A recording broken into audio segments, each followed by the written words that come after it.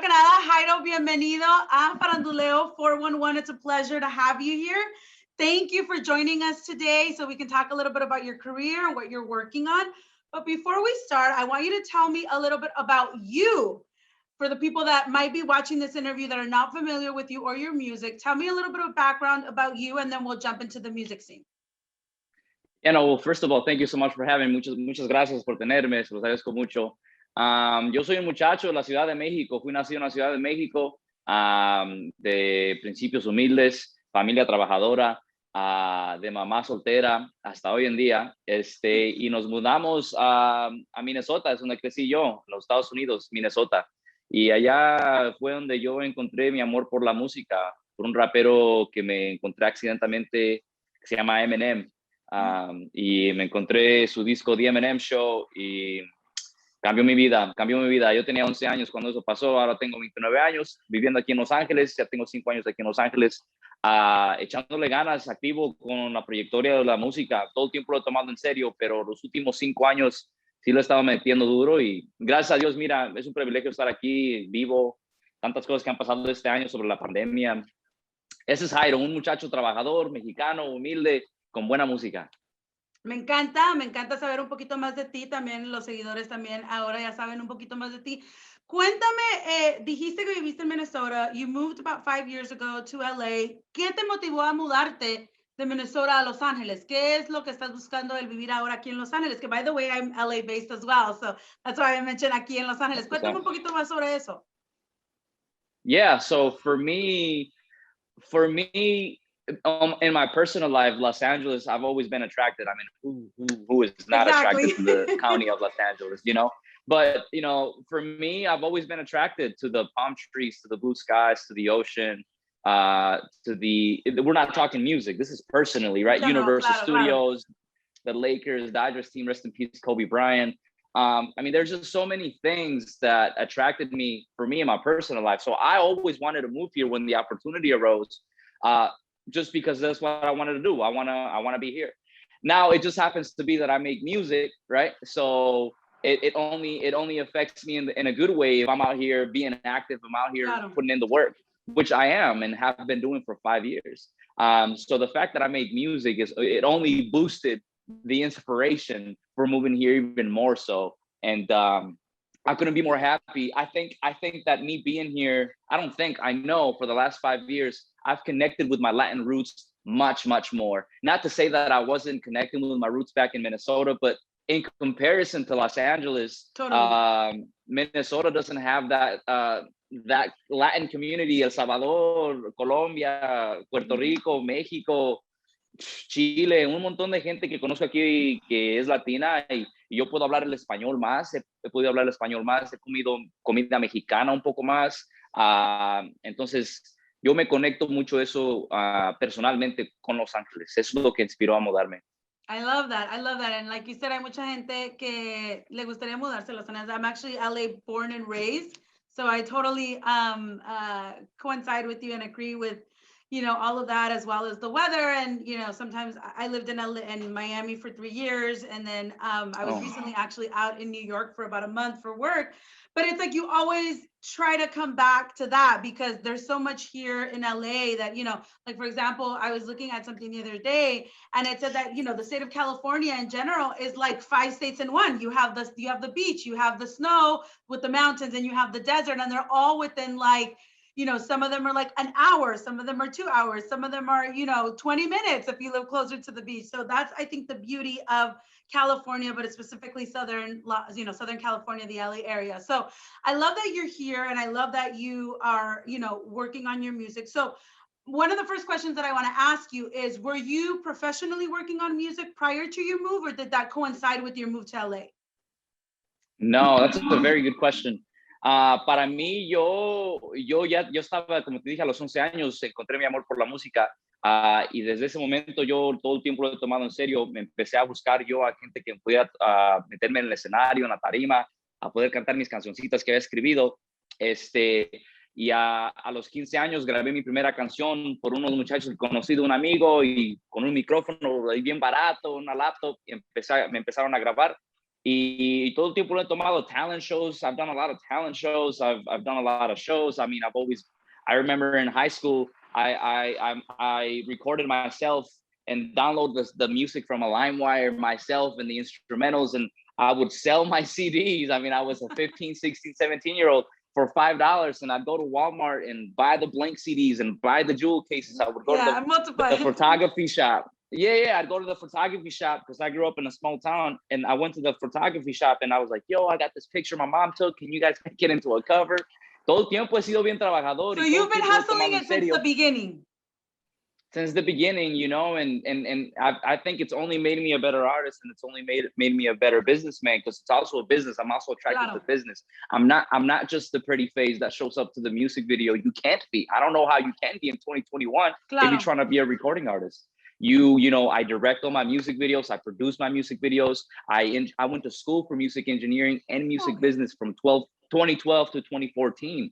And that really propelled me in the right direction behind the scenes. I had to take a back seat putting music out, because you're asking me, have you been putting music? Yeah, I've always taken music serious, and I was putting music out. But me being the businessman that I know, I said, espérate, tú tienes que pararle, ponte para atrás para poder tomar 5 pasos para adelante. Y esos 2 años le metí duro. Yo me gradué de esa escuela top of my class. I graduated top of my class from that business school and music engineering classes. Y después de ahí me moví a Los Angeles because that was around 2015.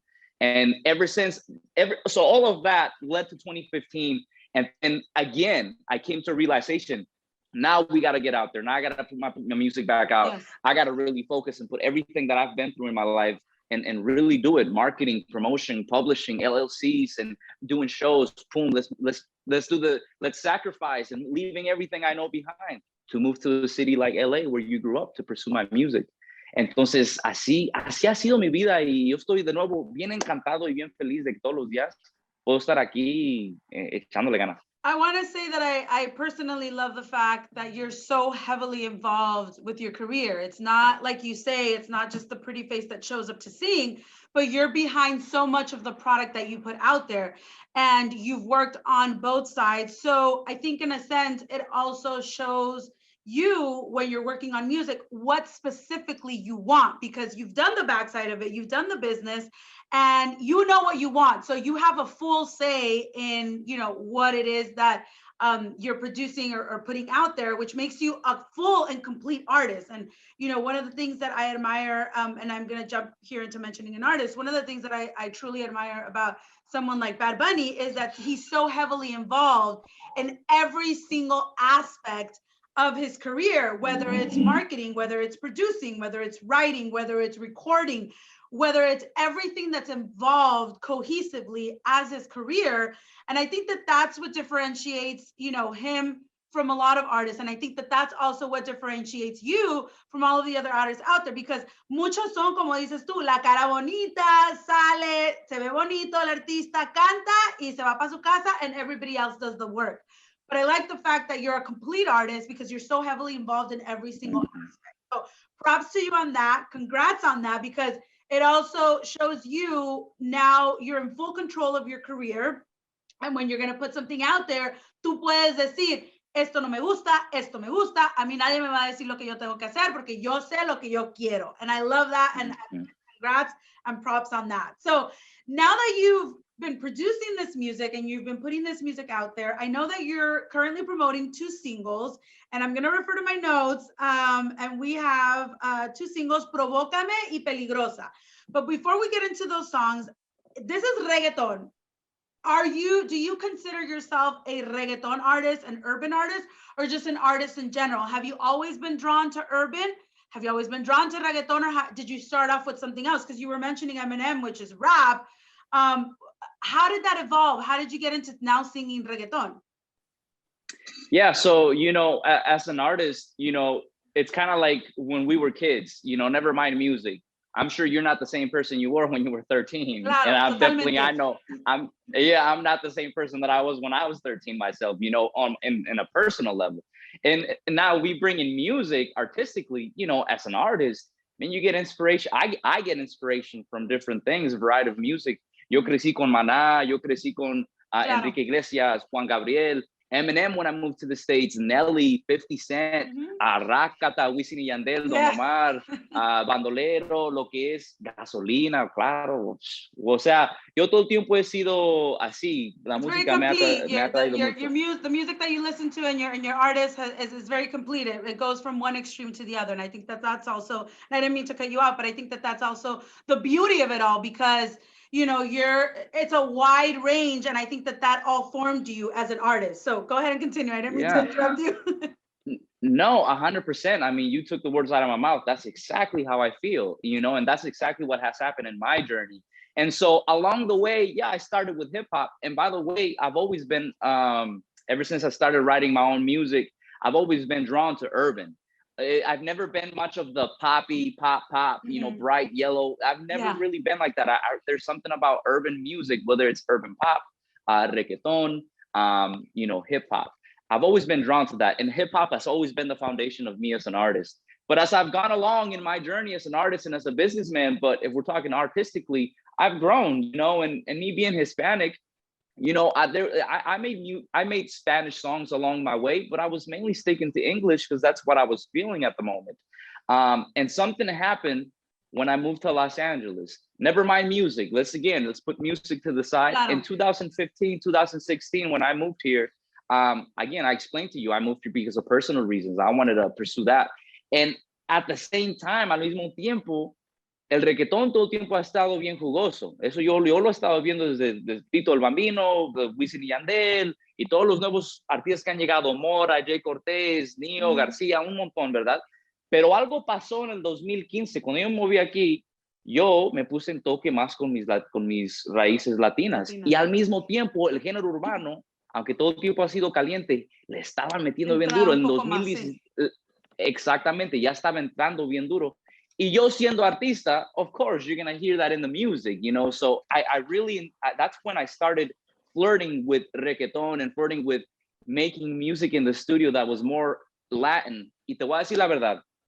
This is the point. This is the point right here. The point is, when I did that, that came out so organically. I could not believe how organically that came out in the studio. I couldn't believe when I was playing back the music and the words. And I've always tried to make music in Spanish, but it never was there. Nunca me tocó. Nunca se escuchaba como se escucha ahora. Y algo pasó en 2015, 2016, cuando empecé yo con esto, que se sintió bien orgánico. Y empecé a cantar esas canciones en público, aquí en Los Ángeles, en diferentes clubs. Que la gente nunca lo había visto así. La gente estaba apreciando la música que estaba escuchando. I'm not saying that we're going crazy for me because they don't know me, claro. But I've always been a performer, and I noticed that shift in the people. So to answer your question, why reggaeton? Why Latin music? Do I consider myself a reggaetonero? I guess I do. I mean, I'm an artist first, but if we're gonna try to make sure people can digest it, you know, like, what do? You know, I guess, yeah, I make Latin urban music. It comes very naturally to me, and people seem to enjoy it. And I don't think that it's going to change. It's really interesting how you find yourself as an artist through so many years of hard work. And aquí estoy. Gracias a Dios. I like that you mentioned that first you're an artist, because I feel like you're a very complete artist by the way that you speak as well, and because of what you've done behind the scenes and the production and all that stuff. I feel like you're a complete artist. But como dijiste, si queremos meterlo en una cajita para que la gente pueda identificar tu sonido un poco más, sería Latin, urban, or reggaeton. So with that said, and I know you mentioned a lot of artists, not only in Spanish, but in English. Who would you say were your top inspiration now going into the Latin urban? Who would you say like inspires you? And then give me maybe a top 3 of who you would like to collaborate with. Yeah, well, you know, those top 3 are gonna coincide a little bit with who I would want to collaborate and who inspired me. Wisin y Yandel, todo el tiempo lo he dicho en muchas entrevistas y con gente y en público y en mi familia. Wisin y Yandel desde el principio, desde los 2002, 2001, desde que la primera vez que me puedo acordar de ellos, wow, o sea, yo era un fan. Tal vez no me dieron esa chispa de querer yo hacer música en latino urbano, en reggaetón, pero wow, yo era un fan de ellos. Ellos siempre me han inspirado. Tito el Bambino fue otro artista que hasta hoy en día, pero Tito el Bambino ha sido otro artista que me encanta mucho, su estilo de él. Y obviamente Daddy Yankee, Claro. él es el que tiene la bandera, él es el caballo, ahí anda él. Él es el mero.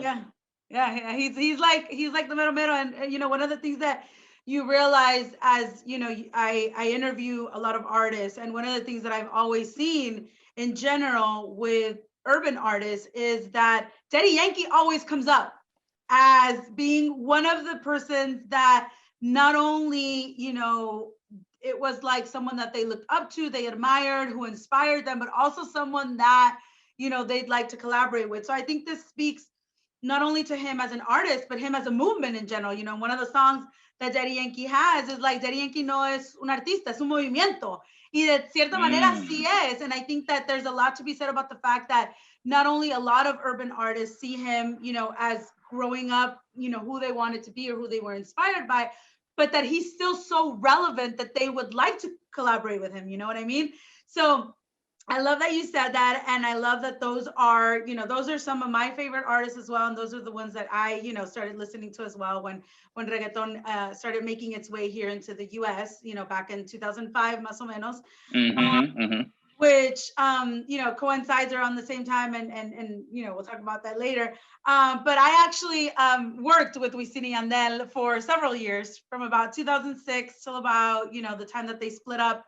And then I kind of went on to work with Yandel for a few years, which coincided with, you know, the time that I was in Miami, and then back. So I'm very familiar with their career and the whole movement during that time, because it was around the same time, 2005, 2006, when really the reggaeton was making its way into the mainland here in the US. So I love that we can talk about that, because we kind of match on that. Like, those are some of the big things that I had during that time. So those are the artists that I love and admire as well.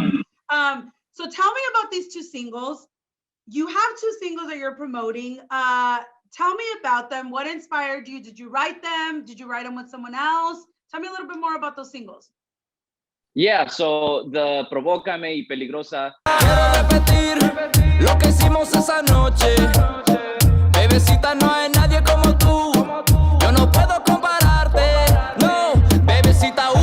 Esos son mis dos temas que tengo ahorita que estoy promocionando duro. And they were written by me. I mean, we go back to it. You know, I wrote the lyrics, I wrote the melodies, I engineered the session, I recorded the vocals, I mixed the songs. Wow.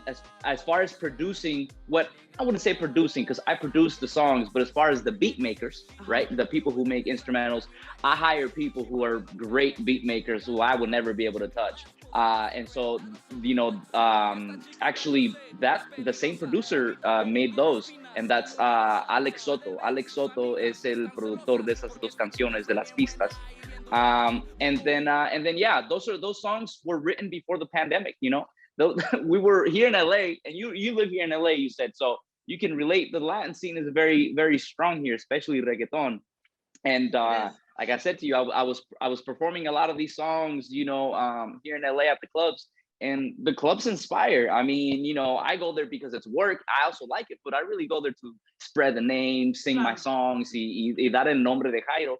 Pero también el club, la disco ha inspirado mi música. Por ejemplo, Peligrosa y Provócame. Esas canciones, por ejemplo, Peligrosa es de una chica en la pista vacilando y having a good time y inspirando a mí. Wow, esa chica es peligrosa. No importa lo que piensen, no digan. Es peligrosa para la rumba. Entonces, así ha inspirado de Peligrosa. Provócame es mi favorita ahorita al momento, que también la escribí antes de la pandemia. Y igual, el club es de las muchachas, de muchachas, ¿verdad? Que vayan a tener un buen tiempo. Y eso es lo que quiero que haga mi música. Yo pienso que hay tantas cosas, y tú lo sabes, con gobiernos, con salud. La vida es muy difícil y puede ser muy complicada. Y yo pienso que para mí, si voy a meter mi granito de arena en esta vida, me gustaría meter ese granito de arena con la música, buena música, pero para divertirse, para bailar, para olvidar tal vez un poco de las cosas que estén pasando en tu vida, si es en el club, si es en tu carro, escuchando mi música. Al final del día eso es lo que yo quiero hacer con mi música, como cuando voy al cine. A mí me encanta ir al cine porque yo me olvido de todo. Exacto. Pero eso, así escribí Provócame Peligrosa. La discoteca fue la inspiración para esas canciones. Provócame, ahorita al momento es mi favorita. Tócame y provócame, bailándome. cerquita, yo tocándote y aprovechándole el momento que tenemos ahorita. Ahí estamos activos. I love it. I love it. So I did get a chance to hear one of your songs. No pude escuchar las dos, pero sí escuché una y me gustó. Me gustó mucho. Me gustó cómo está producida, cómo está escrita. And I'm honestly gonna say I'm a harsh critic when it comes to music, just because I've been working in the music scene for over Right. almost 15 years. So I'm a harsh critic, and a lot of people, for the same reason, come to me when there's a song or there's a new artist coming out, because then, I can kind of say where, if I like it and if I see, que tiene probabilidades. So, I usually do what's called música nueva, like on Sundays, and I share the latest in Latin releases. But the difference is that I share what I like. So that's why a lot of people come to, to me and through there, I've discovered a lot of new artists. So one of the things that I like doing, not only with my platform with Faranduleo 411, but also with Becky Boricua, is that I like to discover new talent. I like to, and that's been since basically, since I was in Miami, but I don't want to even, I mean, I could take it as far as, Wisin y Yandel, when they made their way, they were huge in Puerto Rico when they made their way to the US in 2005, 2006. I saw the potential back then in what they could possibly be. And that's why, I started working with them, and, we all know where Wisin y Yandel went. So I like to say, that I can kind of sense when there's, something that's going to happen with the new artists. And that's one of the things that I love doing, discovering new artists, but also supporting, because I know how important it is when you're starting in something.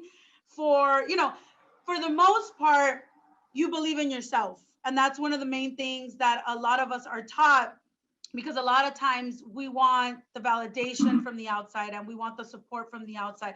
But there's going to be a lot of instances where you're going to need to push yourself, because there's going to be no one out there to push you. So you have to believe in yourself. You have to push yourself.